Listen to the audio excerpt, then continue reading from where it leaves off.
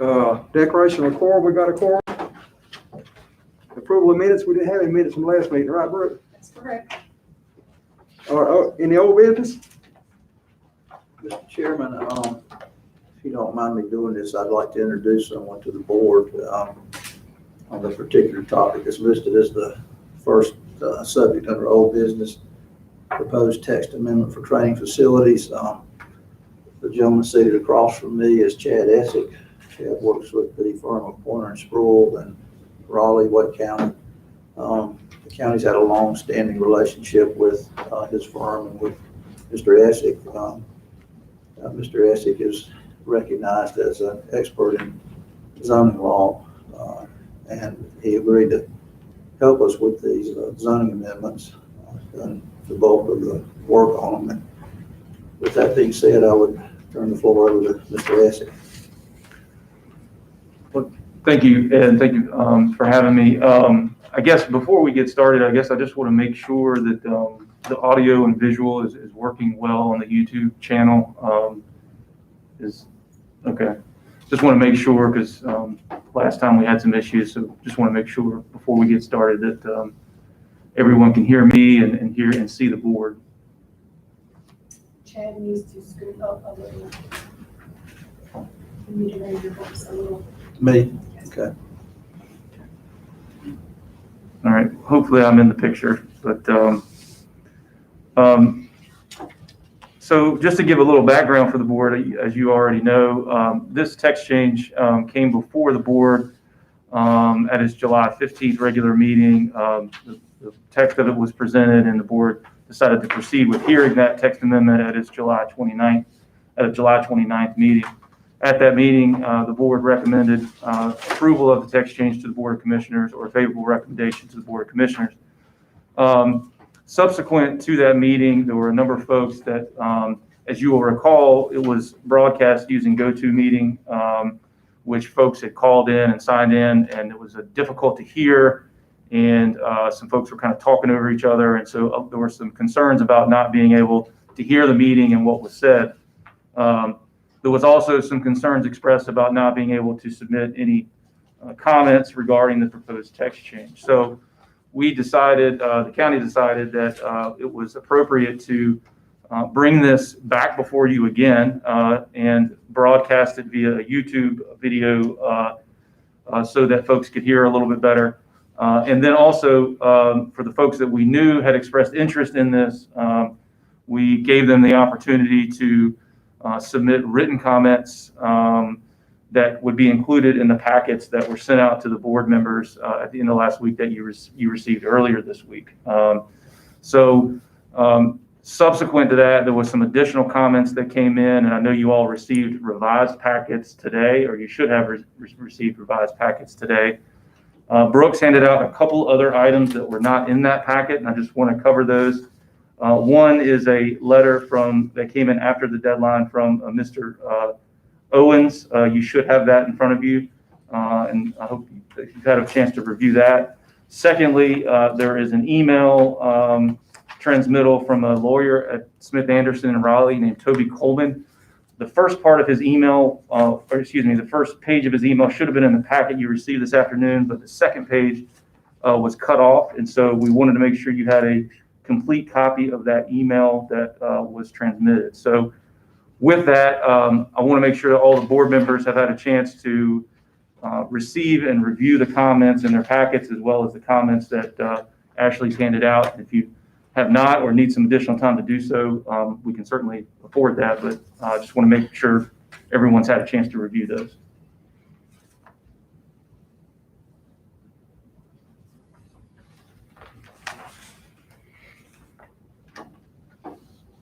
Okay, looking like everyone has reviewed the comments that were provided in their packets and here tonight. Let me take a minute to, and I know Ed did this at the last meeting a little bit, but I want to review this text change, what it does, and kind of go through it, and then certainly happy to answer any questions. So in recent years, given Scotland County's proximity to military installations, there's been these types of training facilities that have come up, and Scotland County has identified a need to define them in their zoning ordinance. The use is not specifically defined in the zoning ordinance. And then obviously place them in the zoning districts and adopt some objective and some requirements for those uses. The two uses that this text change would establish and define are two different uses. One is a combat training facility that is a more intense military style training facility that has live ammunition, live fire, operates 365 days or could operate year round. And that's the one use. And that use is proposed to be a conditional use in the heavy industrial district.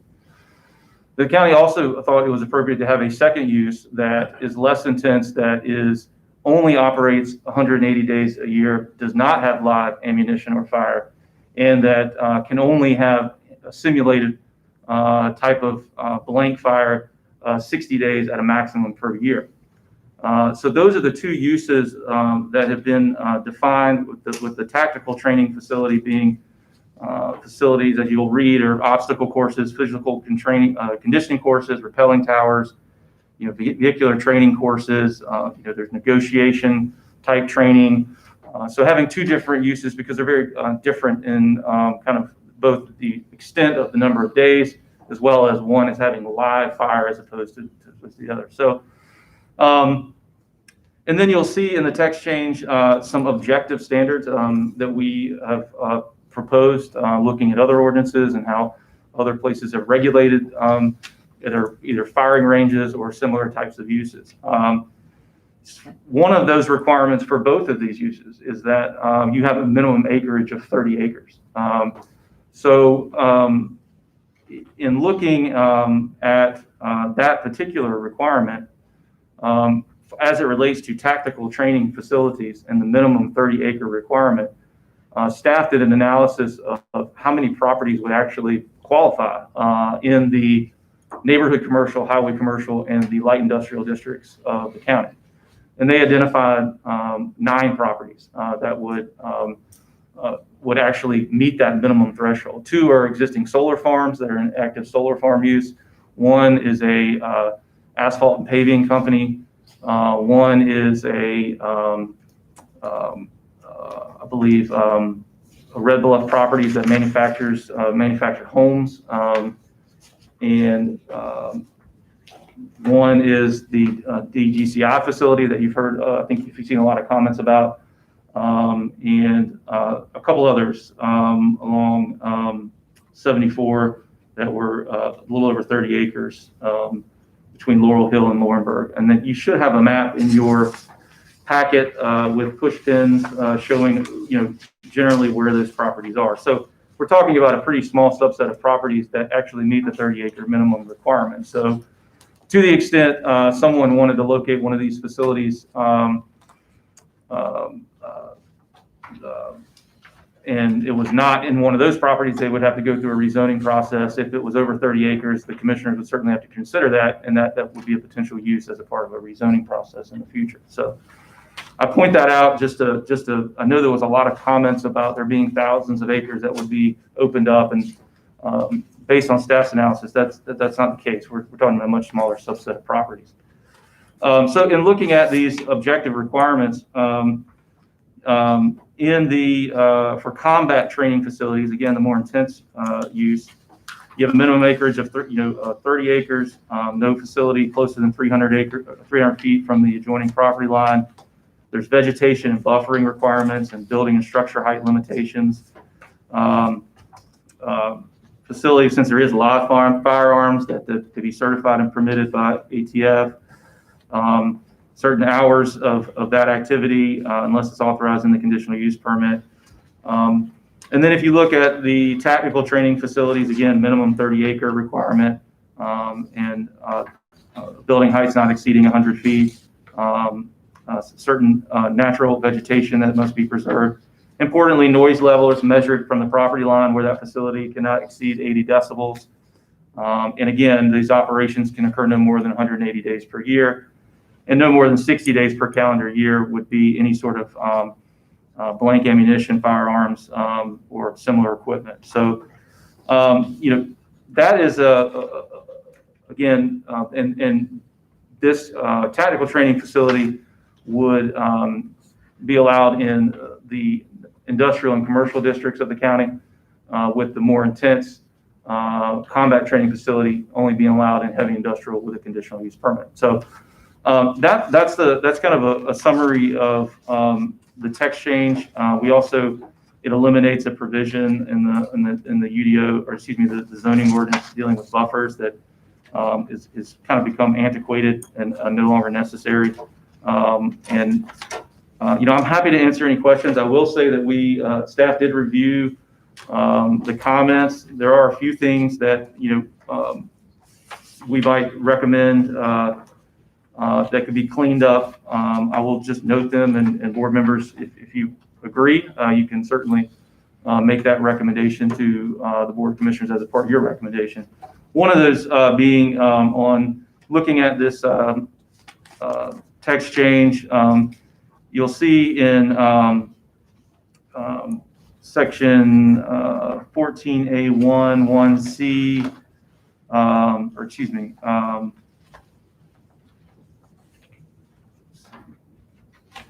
I'm sorry, under 14A1.1, where it says, to the extent practicable, existing natural vegetation shall be preserved. I think we would recommend deleting the to the extent practicable and make that a requirement. And then that language is similarly found under tactical training facilities in subsection D, where it says to the extent practicable.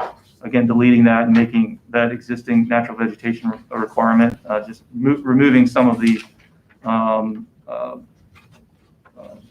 subjectivity of that standard.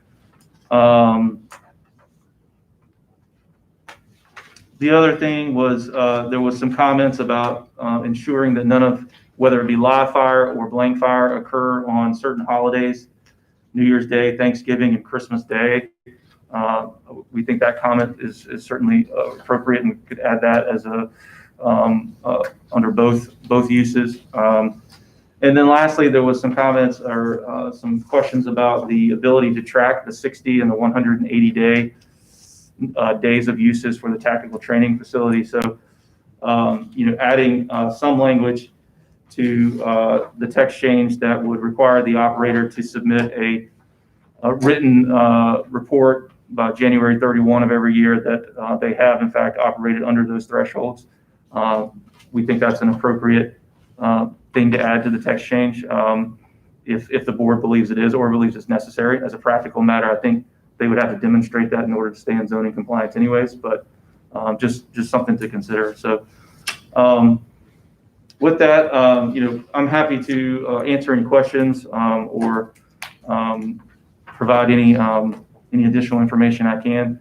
The county believes the text change is needed to help define these uses, provide additional regulations, and to assist staff in being able to administer these uses into the future. So we'd ask, staff would ask that you recommend approval to the Board of Commissioners and adopt the consistency statement that's set forth in the staff summary report. So with that, again, I'm happy to answer any questions.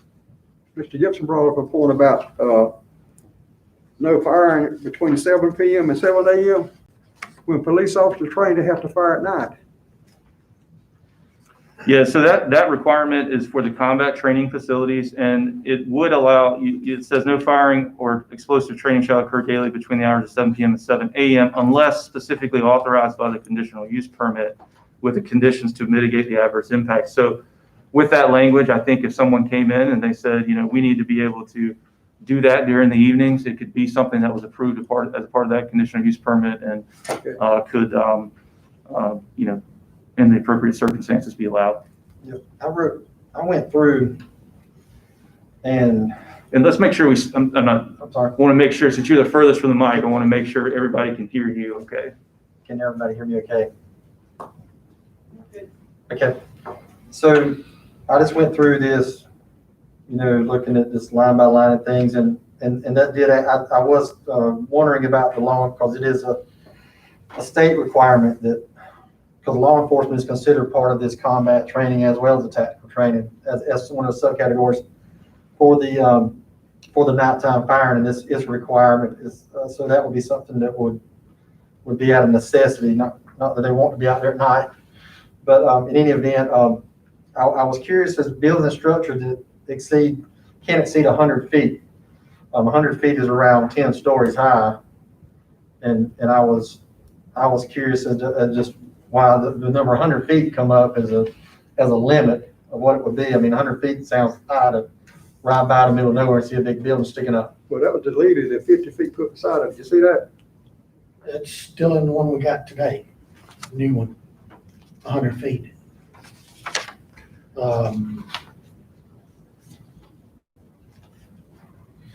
Yeah, it is still in the 100 feet in the both uses 100 foot. I think the idea behind that were things like towers that rappelling towers and those sorts of things that may be, over, a little bit taller for these types of training facilities. It's a long way to rappel. So I think that would, I think 100 feet is high.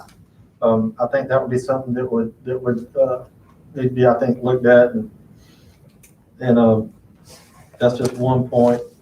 In terms of height, I also had some question on the berm height at 15 feet. With firearms, they vary in so many different ways. A long gun and a pistol, for example, obviously a long gun can go so much further with projectile than a pistol will. And with the rifle training that people go through, 100 yards is 50 to 100 yards is about the minimum that they do. Sometimes they go back 300 or 400 yards or more. And I think a higher berm height on a rifle range. In other words, I think just saying a range itself. I think there's gonna have to be some specifics there, some specificity on rifle versus a handgun, for example. I know several instances where you have a rifle range and you have a pistol range. The pistol ranges aren't as long, obviously, as the rifle range. They're more the berm heights are a little bit higher on the rifle ranges, or should be, than the pistol range. In the construction of it, I think the recommendation of the constructor says steel, and I don't think steel is a good idea in a berm because it can ricochet a projectile. So that's just some stuff there that I noticed there. Indoor ranges. I mean, I think if there's going to be some language to discuss ranges, I think indoor and outdoor need to be discussed in a little more detail, for sure, because there's so many more safety rules and regulations. Another thing about the berm height, it not only from a safety standpoint, but also from a noise standpoint, for sure. Which kind of brings me to my next point on the decibels. I asked this last time, and I'll ask it again. But if the noise does not exceed 80 decibels, how's it going to be measured, and who's going to measure it? If a neighbor complains, I mean, how do we? It could be complaint driven, I'm sure, kind of like a lot of zoning things are. But that was just something that stuck out to me, and I too agreed with the caliper year, and that was one of my notes here. Is how are we going to record if they're only allowed to use it 60 days per year, if they're using simunition rounds or blanks, for lack of better terms. How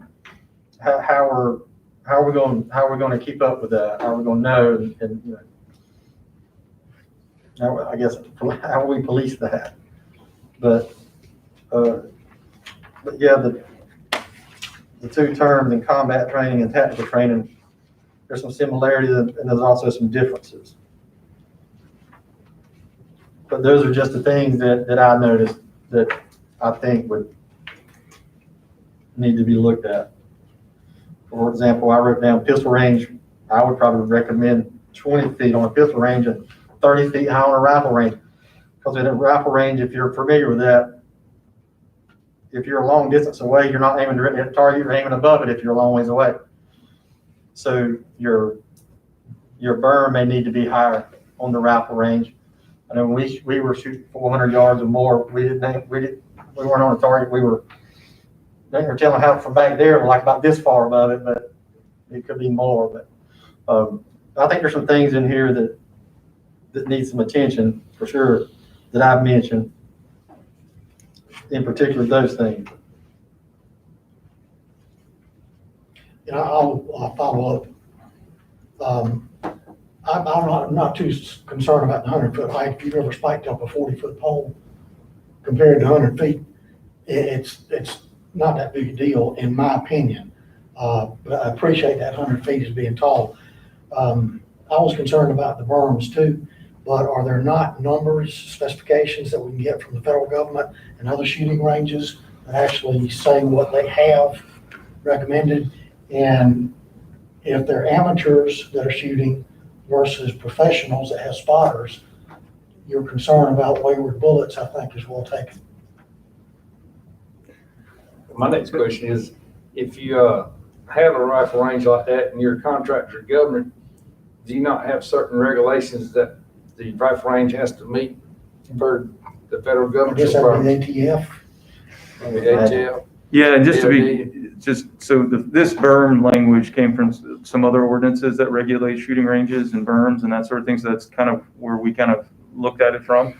I will say that again, that berm is where you have live fire, and it's going to be where you're going to have to get a conditional use permit. So I think that's a minimum requirement. So if they came in and were doing what they wanted to do, rifle, and what they're planning on doing, that could be increased as a part of that conditional use permit process. So I think that's just a minimum requirement that they would have to meet, and then depending on their specific use and when they request their conditional use permit, it certainly could be higher as a condition. So Taking into consideration line of sight. right, and the property and where it's at and that sort of thing. So.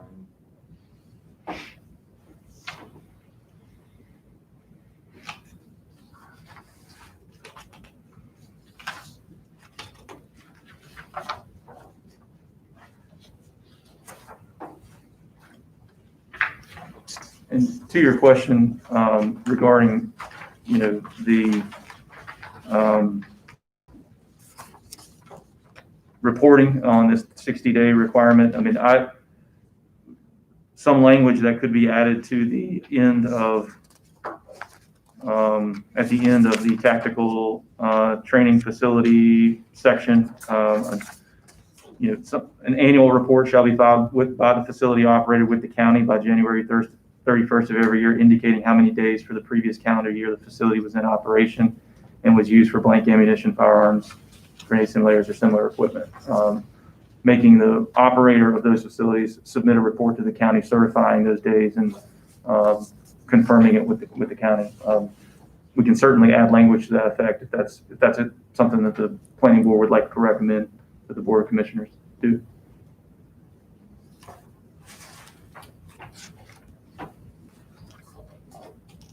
Anybody else got any comments?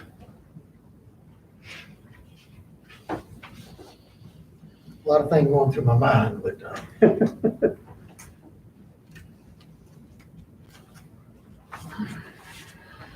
Now, are we supposed to approve this or disapprove it tonight? Well, you're being asked to either approve it and Approve move it. forward, or otherwise, if you don't want to. But the request would be that you move it to the commissioners for their September 8th meeting. Are we approving the combat and tactical training portion or the entire document here? What you're being asked to approve, subject to these recommendations that you just made, is the definitions in here. Okay. The language that the commissioners may consider September 8th, along with the consistency statement.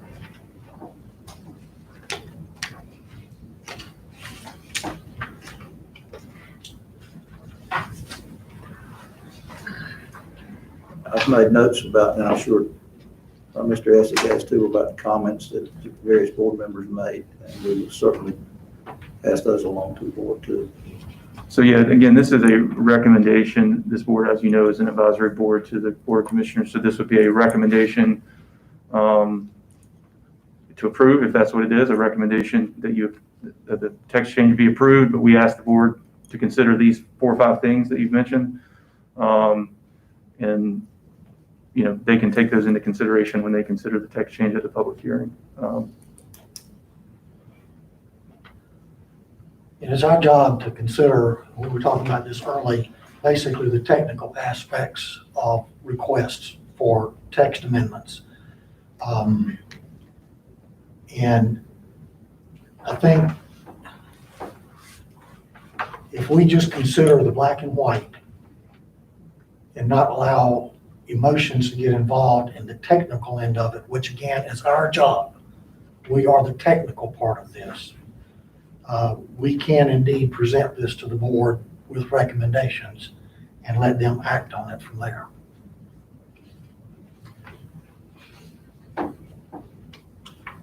Are you making a recommendation we approve it? Motion. I'll make the recommendation we approve as stands. A motion. A motion Need the second. with the And adopting the consistency. stipulations already discussed. And the consistency stuff. And then you adopt the consistency statement in the staff summary report. Yes. And just so I'm clear on your motion, that the commissioners consider the 100-foot building height, or was that not? Yes. Okay, that the commissioners consider the 100-foot building height, that they evaluate the berm height, and that they consider some reporting requirement for confirming compliance with the 60 and 180-day period. Is that? And there was one more item that I meant to bring up and discuss. I'm not real comfortable with having the highway commercial and neighborhood commercial. There's minimal highway and neighborhood commercial in Scotland County. And where a lot of those are in areas that close to residents. We've got enough heavy industrial and light industrial, and the board can reconsider and rezone if necessary. I would like to have the neighborhood commercial and the highway commercial removed from that text amendment. Now, I thought we were just agreeing on the definition, is that right? Because Well, that's- zoning is of some concern as well, these additional zonings that could be allowed to have this combat tactical training area. That's something that could be addressed later.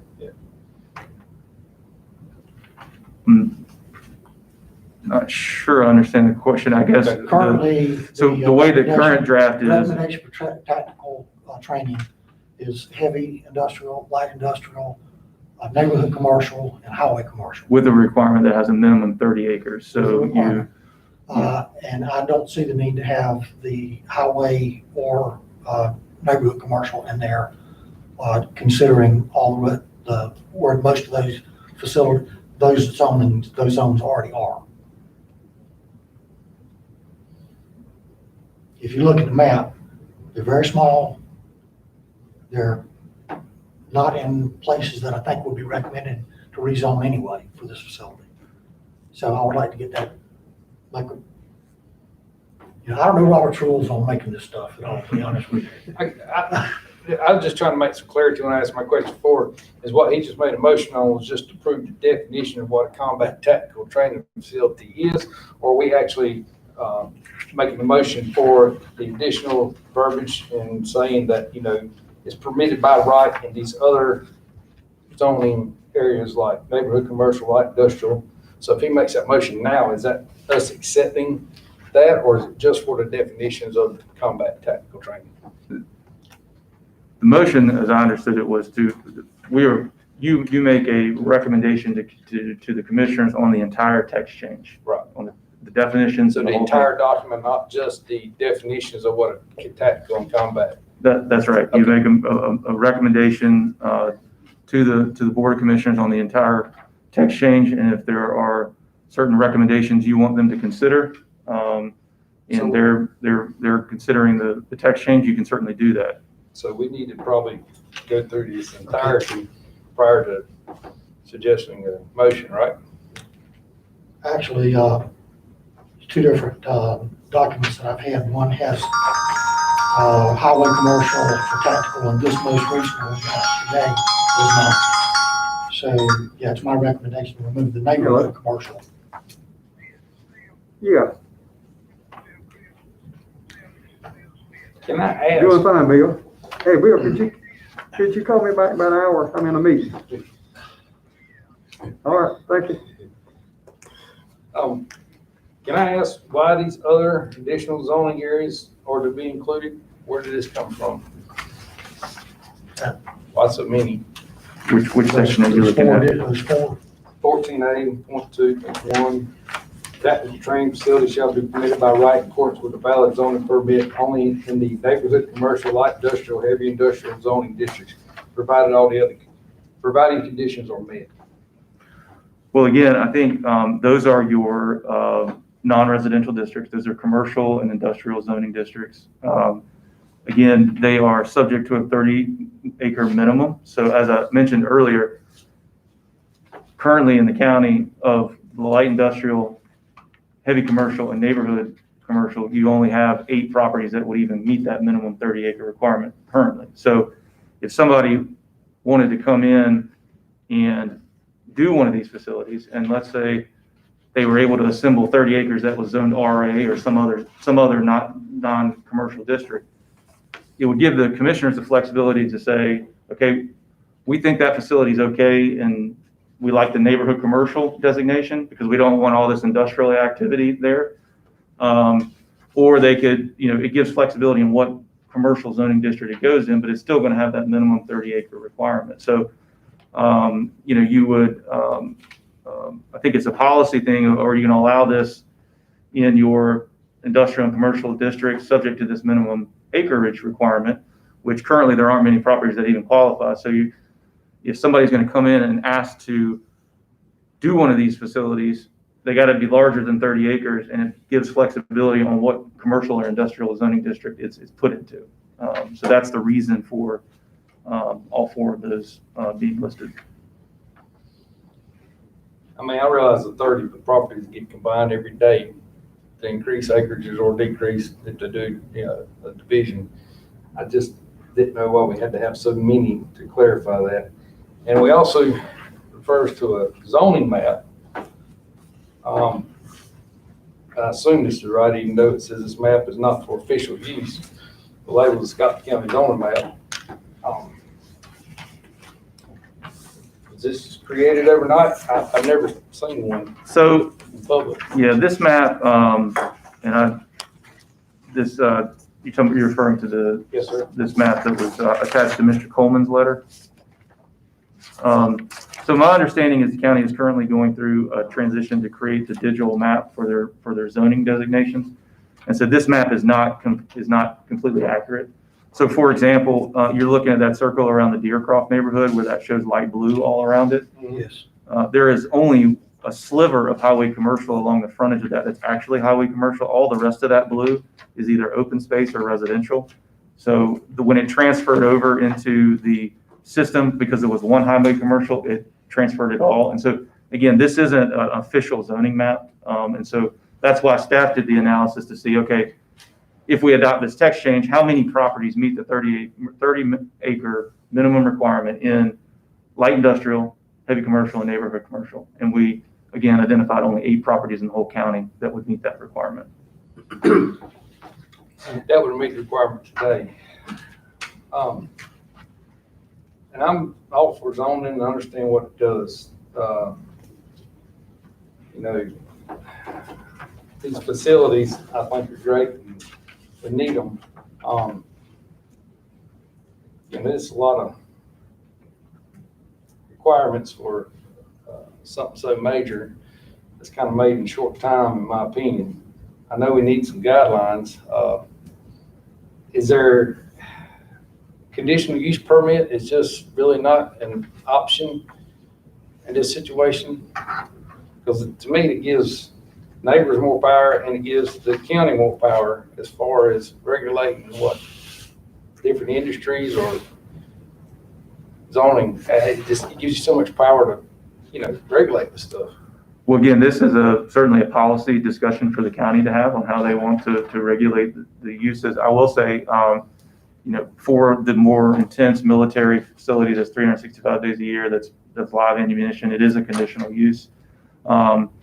In recent years, I will say a lot of jurisdictions have gone away from conditional use permitting in favor of more objective standards or conditional zoning, which the county doesn't have conditional zoning, mainly because giving staff really objective requirements that they can apply is easier as opposed to subjective standards that you have to go and have what can be, certainly in contentious situations, multiple nights of hearings and applying subjective standards that can be litigated for a long time. So,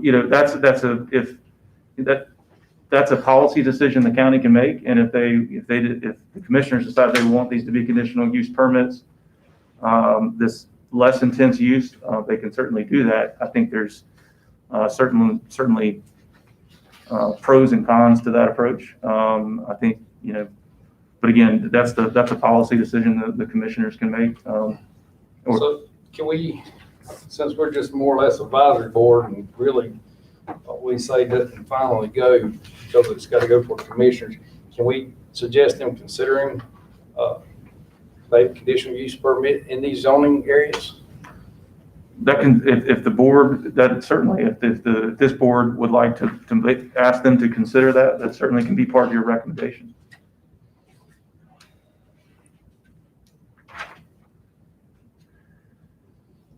You're saying you'd like to see conditional use on both tactical and combat, not just combat. Well, yes. This kind of important situation, and conditional use gives more power to the people and more power to the county, and I hate,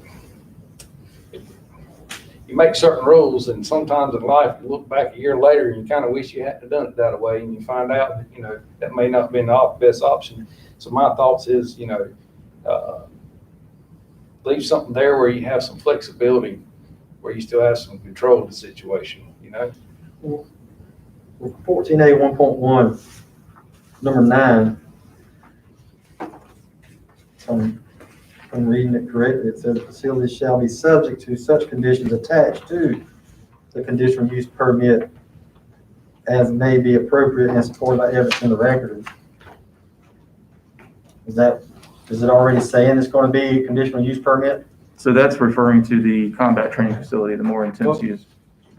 We keep combat training and tactical training from that standpoint.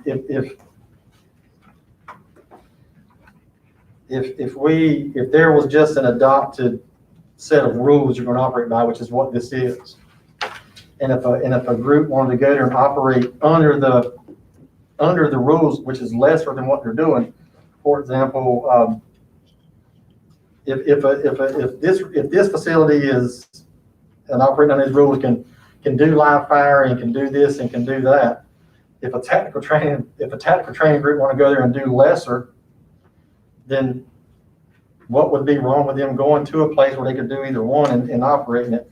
I think what I'm saying is really this could be done under one set of rules. And if someone goes there and operates under a lesser amount, they're going to be operating under a more restrictive anyway. But,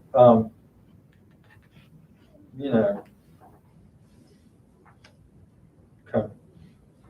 I think that's what the two sets of lawyers that drafted some comments here or recommending was have it under one set of rules, which they very kindly rewrote all of the text amendments for us.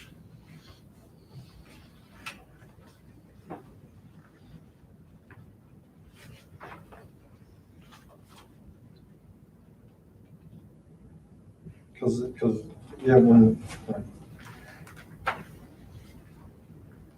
I asked about the night firing and it was discussed, it would be something that could be brought up during the conditional use permit. So, I mean, that's why it sounds like there's going to be some input anyway into everything. This is on the combat side anyway.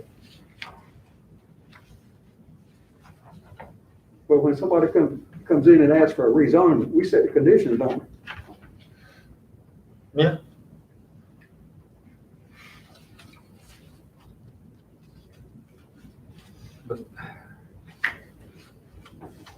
in these, what they're proposing though, permitted by right.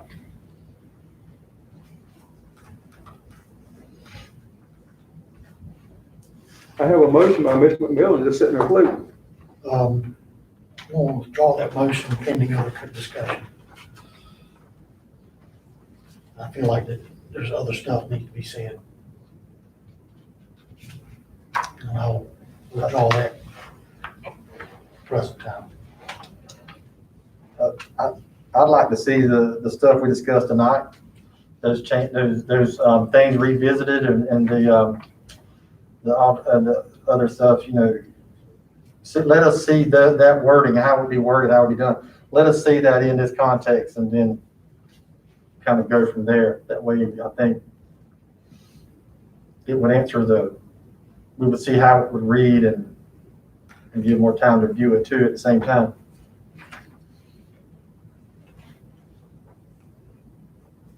What you're recommending is they come up with another, Well, I mean, Another draft with some of Another these draft of proposed changes. with these changes, with because we, you know,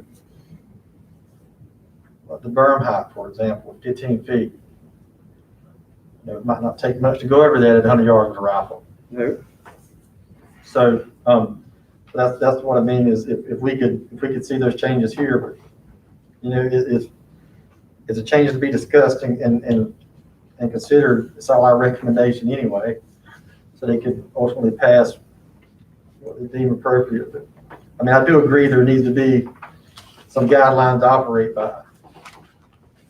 And this would certainly be a good starting point to give some basic guidelines on how, if it's going to be, how it should be.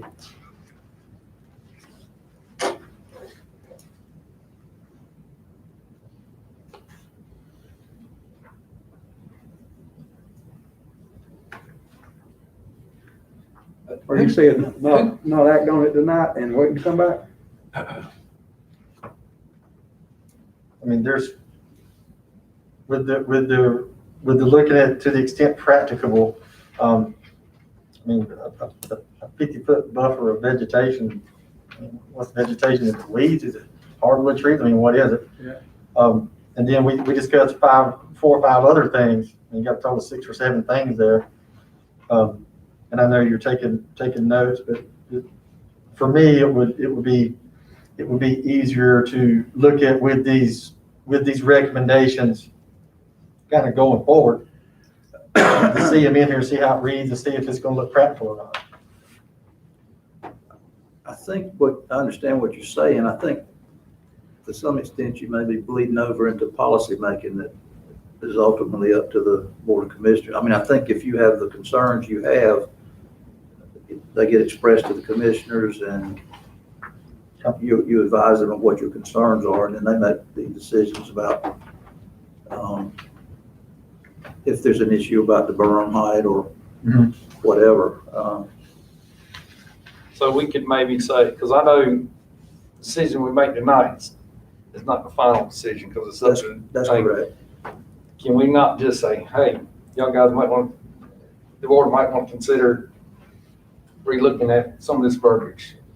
I think we need some direction when we come to these. I think that's what you're supposed to do. And go that route, because I mean, ultimately, it's not our decision. But they are kind of looking at our opinion based on what we've been given. And, you know, I just think that's something that really needs to be looked at. What's Really that, John? The, maybe possibly considering a conditional use permit for some of these other zonings that are by right. The neighborhood commercial, light industrial, heavy industrial zoning districts. You want to add that to the list that Mr. McMillan had? Yes, I would. I mean, am I alone in the way I feel about this, or? Because I think the neighborhood commercial, I don't know, when I see neighborhood,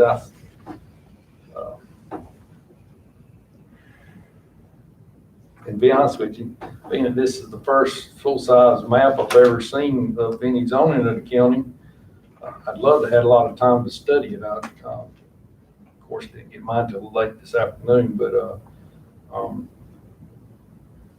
you know, I think that's an important topic that you really think about it in the next meeting.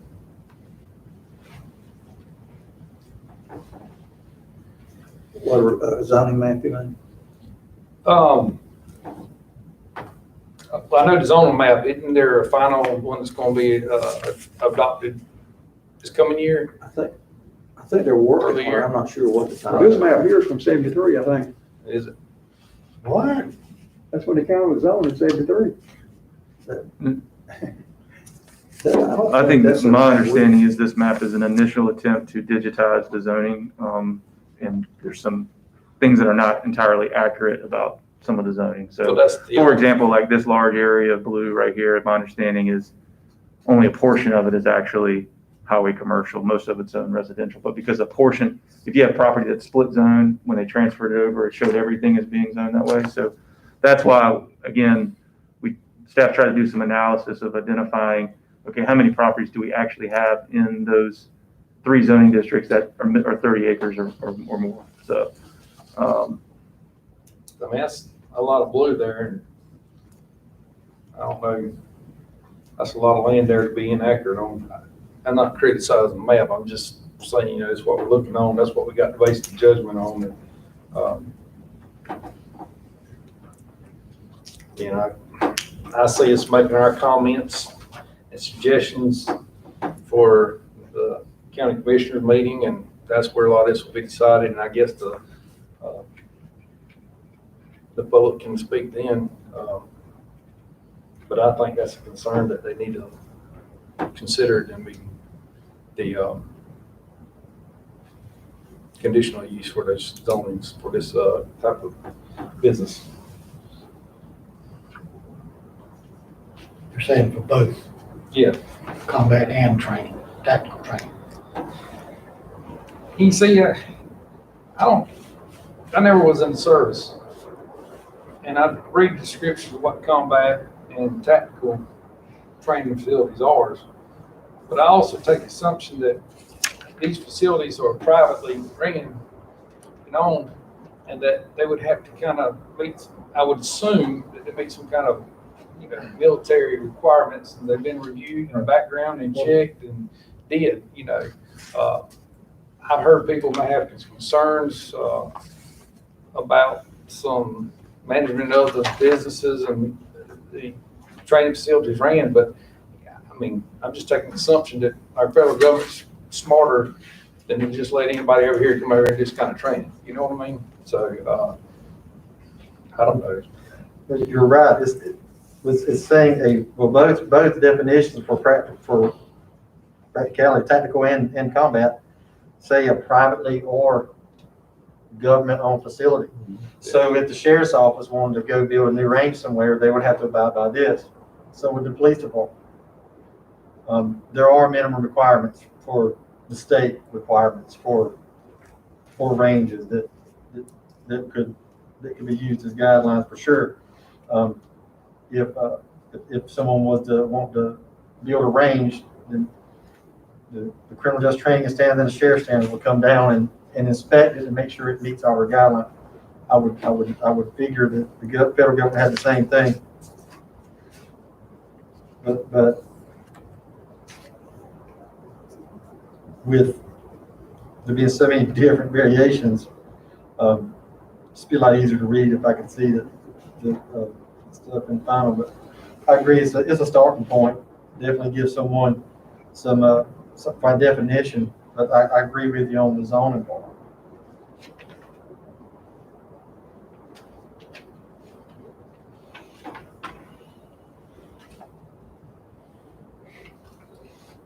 Some of the discussion I hear here, it sounds almost like it's almost coming back to just having one definition instead of 2. Well, the way combat, the way I took it is more or less involves live fire where tactical doesn't. Right. And I mean, I'm not against having some guidelines. I just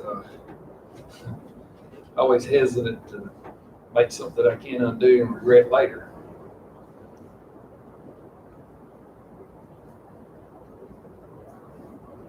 It's the usage part. Yeah, Yeah. because you never know. You just never know. Things change. Technology change. Military and their wedding practice and things. You know, I just kind of want to be real cautious when you set certain terms for these facilities to abide by when there's things always change. Of course, the ordinance can be amended, have some changes to it. Okay? If the ordinance was need to be amended,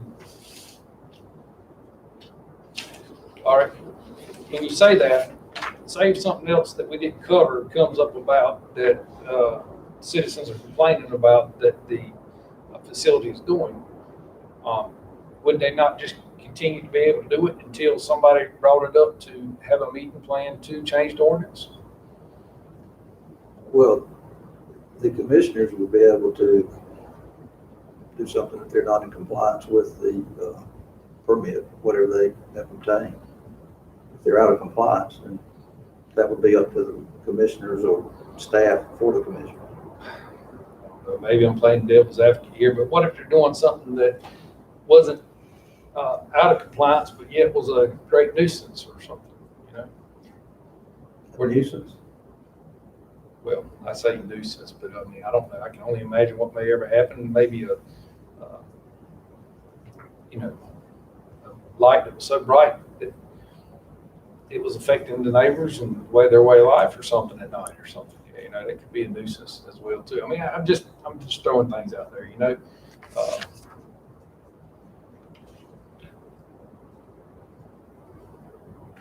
I expect they do a lot. And these are a few rules, and I'm not saying we got to have 100 rules. I just don't want to lock ourselves into something that's don't have a little bit of flexibility.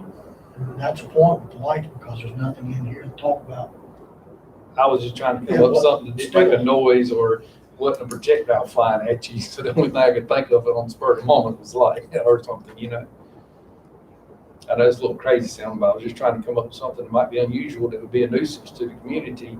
I mean, would they just continue to be able to do it until somebody was able to make a complaint, get a meeting lined up to change the ordinance to it? Chad, are we making your job really hard? No, and this is part of it. I mean, I think what staff has tried to do here is identify that there are different types of facilities and they're not one size fits all, and that you're going to have some facilities that are much more intense and have live fire and are operating more. And you're going to have some facilities that are not, and trying to give some objective requirements that staff can apply and use in those circumstances, and for folks that are coming to establish facilities and invest in the county, knowing that they have objective standards that they can meet and they don't have to go through a conditional use permit process that can be very difficult. I mean, it's a very long process and can be challenged, and but that's a policy decision for the county to make as to whether or not these the technical training facilities that are operating 188 days a year and having blank fire once a week rise to the level of needing to at most once a week. I'm doing my math on 60 days out of 365. Does that rise to the level of having to go through a conditional use permitting process, or are these objective standards that are creating minimum acreage requirements and setbacks and buffering requirements and decibel limits and those sorts of things sufficient to regulate those types of uses? So I think what staff has tried to do is strike a balance and not lump everything into one, and trying to identify that there are different types of these facilities that may not warrant the conditional use permitting process. So I'm not against these facilities. I'm just trying to, I guess my biggest concern is when you get too tactical in these other zonings, not having by right versus having conditional use where you have some flexibility of governing what they do. Combat, I would think that would be a pretty heavily reviewed site by the government and the military and so on, so that there was no instances or no accidents happened. But you've got to have facilities to do things. I'm just always real cautious when you set certain rules. I almost want to say like a bank where they have the rights to change the papers after you sign for your house loan, you know? But I'm kind of like, you know, we got to start somewhere, and, you know, we're here to make suggestions. We're not the final say, thankfully, because I know it's drawing some concern, and I think some people should have every right to have concern. And my biggest thing in all that I discussed is by right on some of these other zonings, other than like just the industrials and so on. They may want to consider looking at the option of having some rules here, some general rules, but also the ability to do like a conditional use. Maybe not necessarily conditional use, but option to make some other changes to it. Add additional restrictions. Yeah. Trying to find a happy medium. Right. Because I want training facilities. I'm not against them, but we got to meet in the middle. You know. I hope I made that a little clearer than mud. Again, I certainly think this board can make a recommendation to the commissioners that, you know, whatever recommendation you want to make, your recommendation that they approve the text change, but we would like for you to consider whether these are the tactical is a conditional use in these other districts. We'd like you to consider, you know, potentially some additional restrictions on certain things. I mean, you can identify what you would like for them to consider and maybe what your concerns are. I think that's entirely appropriate as a part of your recommendation to the commissioners.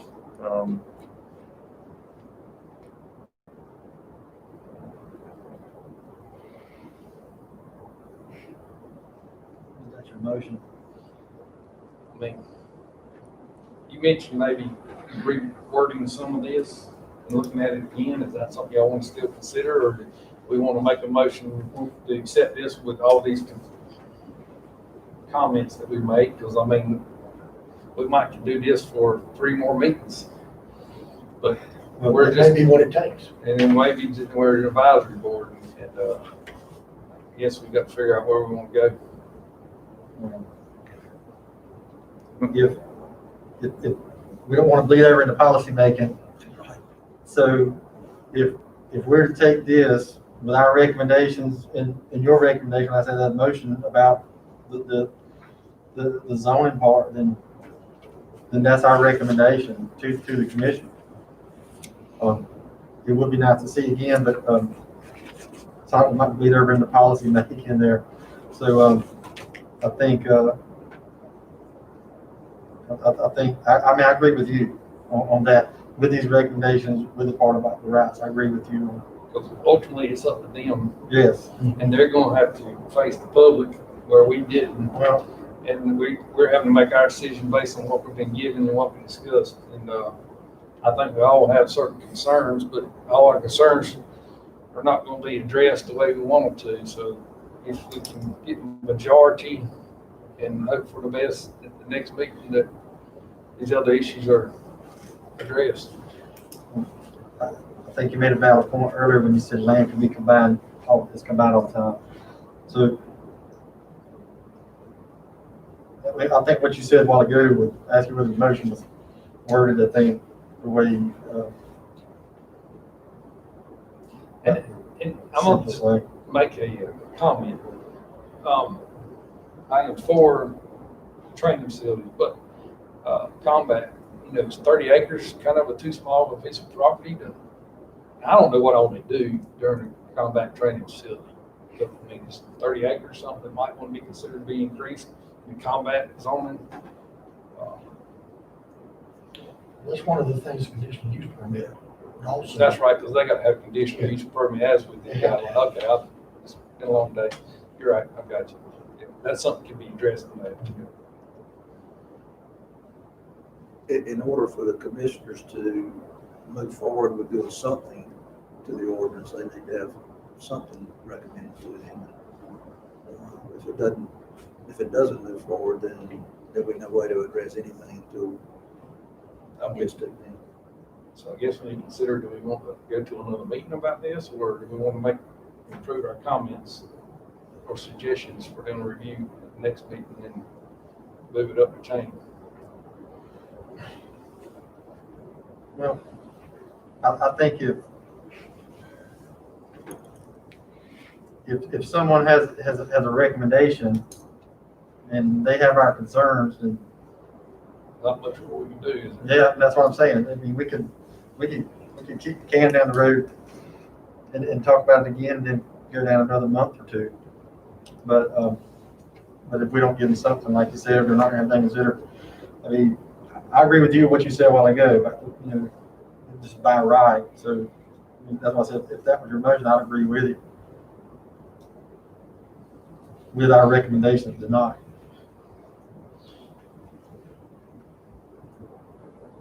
Do you want to take my suggestion and put it together in words for the motion, or do you want me to try to do it?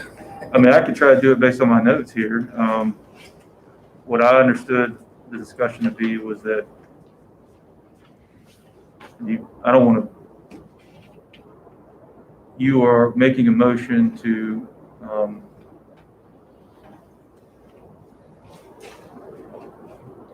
Consider a review the by right for some, if not all, the zoning. I mean, this heavy industrial stuff to me, without having all the details on it, sounds more appropriate for a facility like this, heavy and light industrial. The neighborhood, what is it? Neighborhood commercial district. Neighborhood commercial district. I'm not as familiar with all the details of each one of these zonings at the moment, but the neighborhood, you know, initially screams residential population, you know, 4 people in that area. They may want to consider that one to maybe change the verbiage, and maybe they won't. So let me try this. Maybe a motion, making a motion to recommend approval of the text change, subject to the commissioners considering making a conditional use permit a requirement for tactical training facilities in all of the zoning, all of the other zoning districts.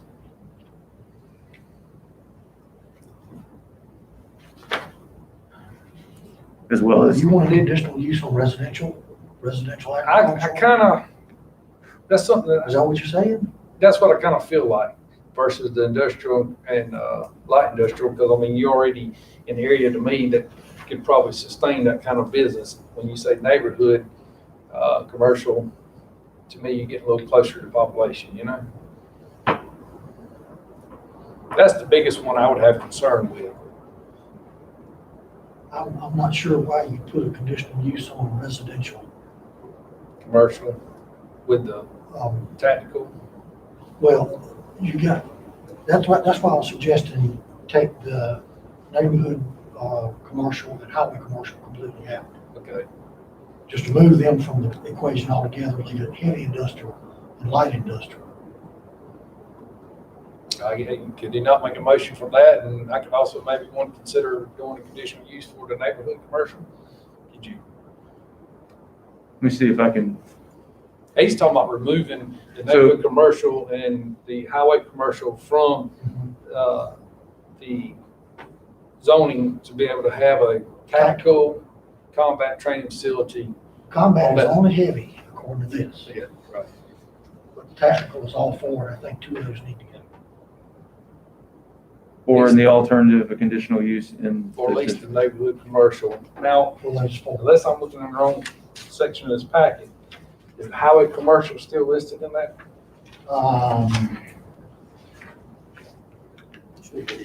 If you look in, where is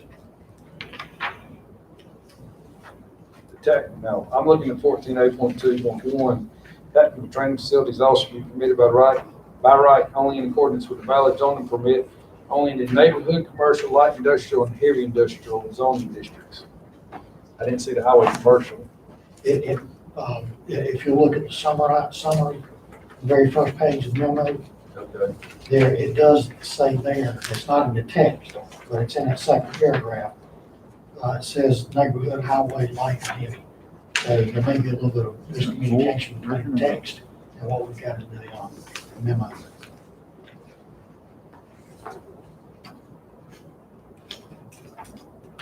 So I would say on the tactical, since in the text, it does not, it only has, I see what you're saying.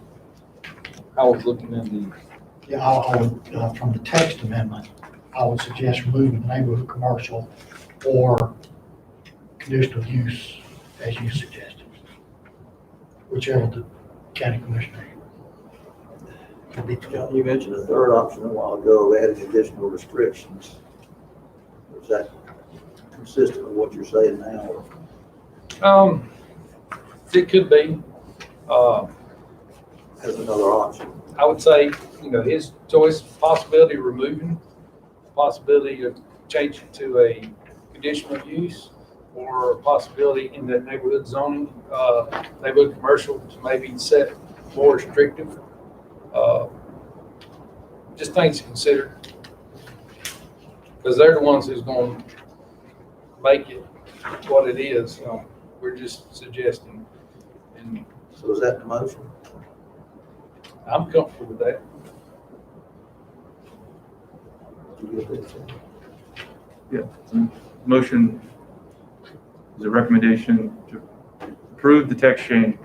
However, you're recommending that they consider either removing neighborhood commercial as a district allowed for tactical training facilities,